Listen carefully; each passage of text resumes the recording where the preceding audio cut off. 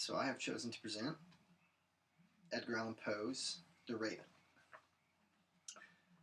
Once upon a midnight dreary, while I pondered weak and weary over many a quaint and curious volume of forgotten lore, while I nodded, nearly napping, suddenly there came a tapping, as of someone gently rapping at my chamber door.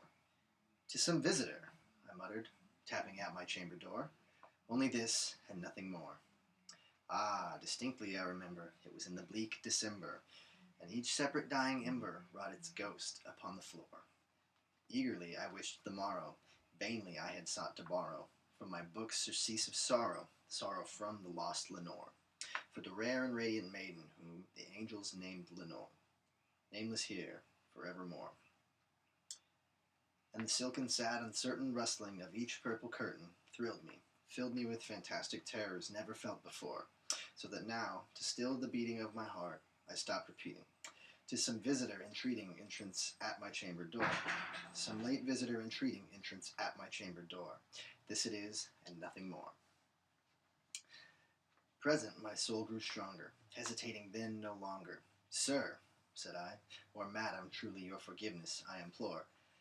But the fact is, I was napping, and so gently you came rapping, and so faintly you came tapping at my chamber door, that I scarce was sure I heard you. Here I opened wide the door. Darkness there, and nothing more. Deep into the darkness, peering long, I stood there wondering, fearing, doubting, dreaming dreams no mortal ever dared to dream before. But the silence wasn't broken, and the darkness gave no token, and the only word there spoken was the whispered word, Lenore. This I whispered, and an echo murmured back to the word, Lenore. Merely this, and nothing more. Back into the chamber turning, all my soul within me burning. Soon again I heard a tapping, somewhat louder than before. "Surely," said I, "surely that is something at my window lattice. Let me see then what thereat is, and this mystery explore. Let my heart be still a moment, and this mystery explore. 'Tis the wind, and nothing more." Open here I flung the shutter, when, with many a flirt and flutter, in there stepped a stately raven of the saintly days of yore. Not the least obeisance made he, not a minute stopped or stayed he, but, with mien of lord or lady, perched above my chamber door, perched upon a bust of Pallas just above my chamber door, perched and sat, and nothing more. Then this ebony bird beguiling my sad fancy into smiling, by the grave and stern decorum of the countenance it wore. "Though thy crest be shorn and shaven, thou," I said, "art sure no craven, ghastly grim and ancient raven, wandering from nightly shore. Tell me what thy lordly name is on the night's Plutonian shore." Quoth the raven, "Nevermore." Much I marveled this ungainly fowl to hear discourse so plainly, though its answer little meaning, little relevancy bore. For we cannot help agreeing that no living human being ever yet was blessed with seeing bird above his chamber door, bird or beast above the sculptured bust above his chamber door, with such a name as Nevermore. But the raven, sitting lonely on the placid bust, spoke only that one word, as if his soul in that one word did he outpour. Nothing further than he uttered, not a feather than he fluttered, till I scarcely more than muttered, "Other friends have flown before. On the morrow he will leave me, as my hopes have flown before."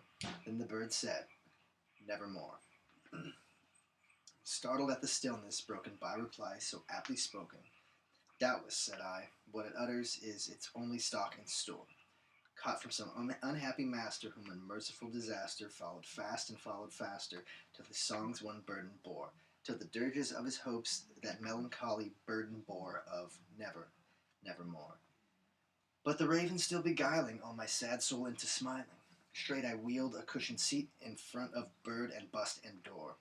Then upon the velvet sinking, I betook myself to linking fancy unto fancy, thinking what this ominous bird of yore, what this grim, ungainly, ghastly, gaunt, and ominous bird of yore met in croaking, "Nevermore."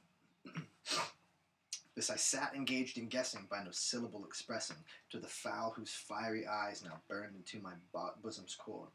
This and This and more I sat divining, with my head at ease reclining on the cushion's velvet lining and the lamplight gloated o'er, but whose velvet violet lining with the lamplight gloating o'er she shall press, ah, nevermore.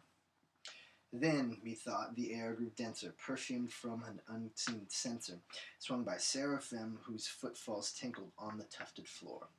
Wretch, I cried, thy God hath lent thee, by these angels he hath sent thee, respite, respite and nepenthe from my memories of Lenore. Quaff, oh quaff this kind nepenthe, and I forgot this lost Lenore.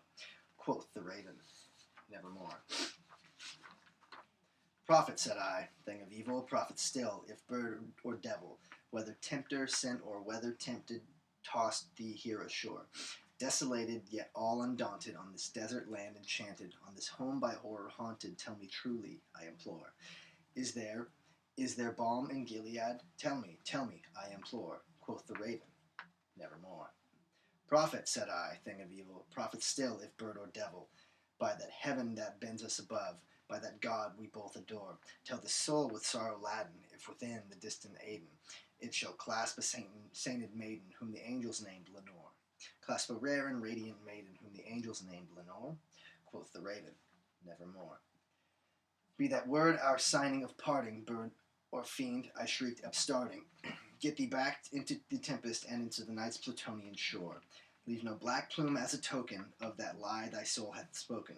Leave my loneliness unbroken, quit the bust above my door. Take thy beak from out my heart, and take thy form from off my door.